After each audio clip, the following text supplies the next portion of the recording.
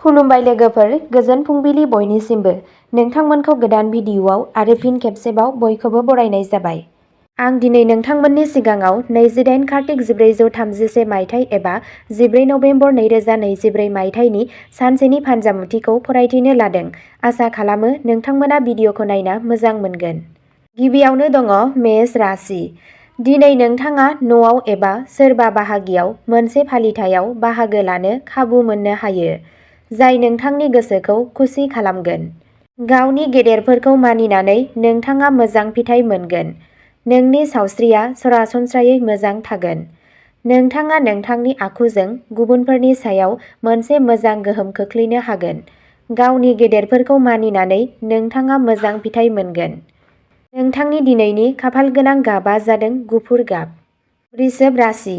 दिनै नोंथाङा खाफालनिफ्राय गासिबो हाथाव मदद मोनगोन आरो मोजां खौरां मोनगोन। दिनै खामानियाव मोनसे मुलाम्फा गोनां थासारि जागोन। दिनै न'आव खुरमा बाहागिफोर फैनायनि जाहोनाव न'नि आबहावाया गोजोनथाव थागोन। नोंथांनि खाफालगोनां गाबआ जादों गोमो गाब। मिथुन राशि। दिनै नोंथाङा नोंथांनि खामानियाव मिजिंथिजानाय जाफुंसारनायखौ मोननाय नङा। न'खरनि सोरबा सोद्रोमा एबा लोगोजों गोरोबलायनाय जानो हागौ, जायनि जाहोनाव नारसिनथायनि थासारि सोमजिनो हागौ। रागा जोंनायनि गोसोआबो गोसोआव सोमजिनो हागौ। नोंथांनि दिनैनि खाफालगोनां गाबआ जादों खमला गाब। कर्क राशि। दिनै आलासिफोरा नोंथांनि न'आव फैबाय थागोन। दिनै नोंथांनि गोसोआ नाङै जिंगाजों जेंनायाव गोग्लैगोन आरो दिनै नोंथांनि गोसोआव मोनसे सोमोनांथाव गिनाय थागोन। नोंथांनि न'खरनि सासे सोद्रोमाया दिनै सावस्रिजों सोमोन्दो थानाय जेंनाफोरजों मोगा-मोगि जानो हागौ आरो नोंथाङा देहायारि लोरबांथिजों मोगा-मोगि जानांनो हागौ। नोंथांनि दिनैनि खाफालगोनां गाबआ जादों मुगा गाब। सिंह राशि। दिनै नोंथाङा गावनि सावस्रिखौ लानानै सांग्रां जानांगोन। नङाब्ला नोंथाङा सावस्रिजों सोमोन्दो थानाय जेंनाफोरजों मोगा-मोगि जानांनो हागौ। खामानिनि जायगायाव गोदान खाबुफोर नुजाथिगोन, जाय नोंथांनि दावगानायाव हेफाजाब होगोन। दाहार होनाय रांखौ मोनफिननायनि जाथावना दं। जायखिजाया सुबुंनो गेरेन्टि लानाय एबा जामिन होनाया नोंथांनि थाखाय मोजां नङा जानो हागौ। नोंथांनि दिनैनि खाफालगोनां गाबआ जादों गोथां गाब। कन्या राशि। दिनै नोंथाङा नोंथांनि न'खरनि सोरबा सोद्रोमानिफ्राय अनादर आरो लाजिफोनांनायजों मोगा-मोगि जानांनो हागौ। दिनै नोंथाङा नोंथांनि गोसोआव बांद्राय गोरोबलायै नुनो मोनगोन आरो सानबोलावरियारि बाथ्राफोरबो सोमजिनो हागौ। बेयो जानो हागौ दि दिनै नोंथाङा देहायारि जेंनाफोरजों मोगा-मोगि जानांनो हागौ। नोंथांनि दिनैनि खाफालगोनां गाबआ जादों पिंक गाब। तुला राशि। दिनै नोंथाङा खामानिनि बिथिङाव मोजां थासारियाव थागोन आरो नोंथाङा नोंथांनि खामानिनिफ्राय मुलाम्फा मोनगोन। नोंथाङा नोंथांनि मेलेमजों खामानिखौ फोजोबनो हागोन।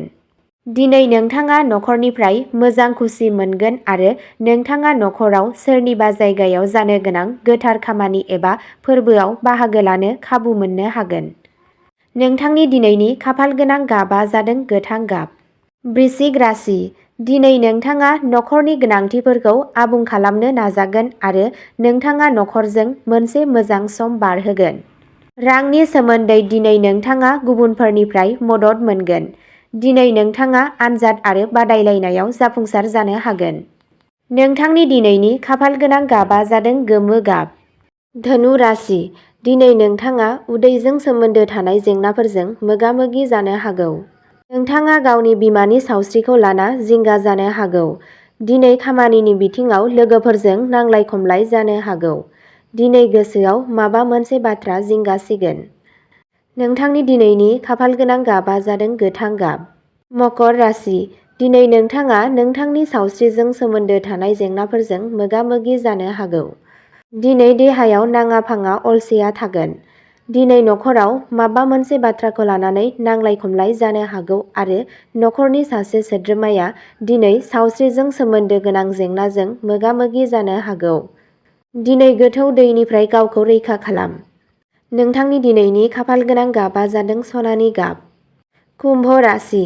दिनै नोंथांहा सावस्रिजों सोमोन्दो थानाय जेंनाफोर जानो हागौ, जायनि जाहोनाव नोंथांनि देहायाव बांद्राय अलसिया थागोन। नोंनि सिङाव नाङै रागा जोंगोन, जाय दिनै नोंथांनि थाखाय जेंनानि थासारि सोमजिहोगोन। दिनै नोंथाङा माखासे गिदिर रांनि खहाजों मोगा-मोगि जानांनो हागौ। दिनै नखरनि सासे सोद्रोमानि सावस्रियाव जेंना जानो हागौ। नोंथांनि दिनैनि खाफालगोनां गाबआ जादों खाखि गाब। मीन राशि। दिनै नोंथांनि मेलेमआ नोंथांखौ मदद होनाय नङा। बे सानाव लानाय थिरांथाफोरा नोंथांनि थाखाय गोरोन्थि फोरमान जानो हागौ। बेयो जानो हागौ दि दिनै नोंथांनि लोगोफोर आरो बिदा-फंबायफोरजों माबा मोनसे गोरोबलायै जानो हागौ। दिनै नोंथाङा माखासे गिदिर रांनि खहाजों मोगा-मोगि जानांनो हागौ। नोंथांनि दिनैनि खाफालगोनां गाबआ जादों अख्रां गोथां।